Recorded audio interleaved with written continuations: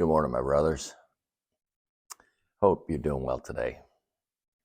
It is January 27th, and so we turn to the book of Proverbs, chapter 27, for God's daily dose of wisdom. And as I was reading through Proverbs 27, verses 5 and 6 caught my eye and jumped right off the page. And they read like this: Better is open rebuke than love that is concealed.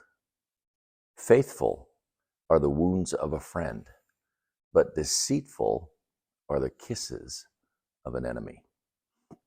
What's he talking about here? He's talking about transparency. He's talking about openness. He's talking about not hiding your love for one another. And he's talking about, quite frankly, being able to live in a way with our brethren so that we can rebuke one another, we can correct one another graciously, but do that openly and honestly. And when that happens, when that rebuke happens, that we can receive it with humility.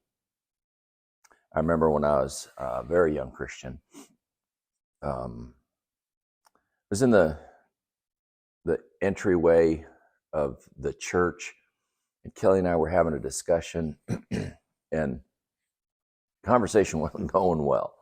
You know how it is on Sunday morning. The enemy comes and he does everything he can to try and drive a wedge and keep you from going to church. And honestly, the enemy had the upper hand that morning, at least with my attitude. And I was not talking to Kelly the way that I should be.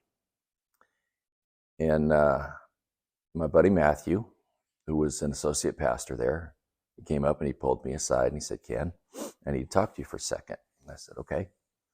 So he rebuked me. He said, "The way that you're treating Kelly, the way that you're talking to her, is not right. You need to really think about that. You really need to think about your words, and you need to think about what you're saying, how you're saying it." He said, "You may be right, but you got to understand that there's a way that we interact with each other that is pleasing to the Lord, and there's a way that's not." And that hurt. That stung. But it set me on a path of looking at my words. And it helped me to understand that there was a deep-set anger inside of me that I had not dealt with. Faithful are the wounds of a friend. Matthew wounded me that day, but he did it because he loved me. He did it because he wanted to call out the best in me.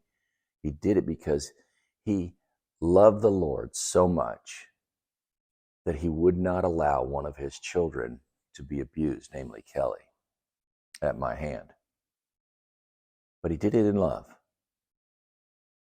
And that I really appreciated that, because that wounding was exactly what I needed.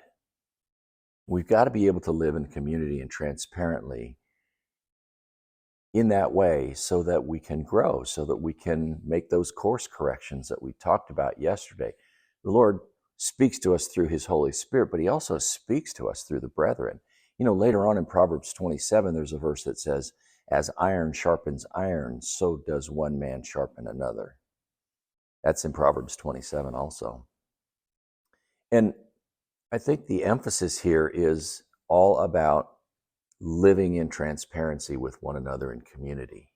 And when we do that, that's a beautiful thing before the Lord, because we can encourage one another. We can help one another to become the best that we can be. And I think that's really what the world is looking for. They're looking for authenticity.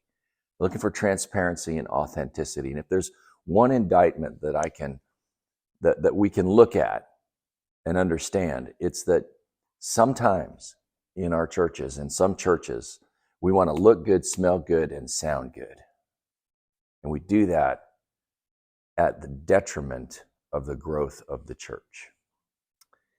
My brothers, my prayer for us today is that we would live authentically before one another and before God, and that we would appreciate the corrections that are brought. Now, there's obviously grace involved. There's obviously mercy. There's obviously being gracious towards one another when we make those corrections. We can't just go up to somebody and start listing off all of their faults that we think are their faults. Take the log out of your own eye before you take the speck out of your brother's eye. But like Matthew, we've got to be willing to step forward. He didn't rebuke me, strongly and sharply in front of everybody. He took me aside and he said, Ken, come over here. I want to talk to you. There's a way, but we need to be able to correct one another. And when we do that, it's a beautiful thing. I love you, my brothers. I hope you make a difference in someone's life today.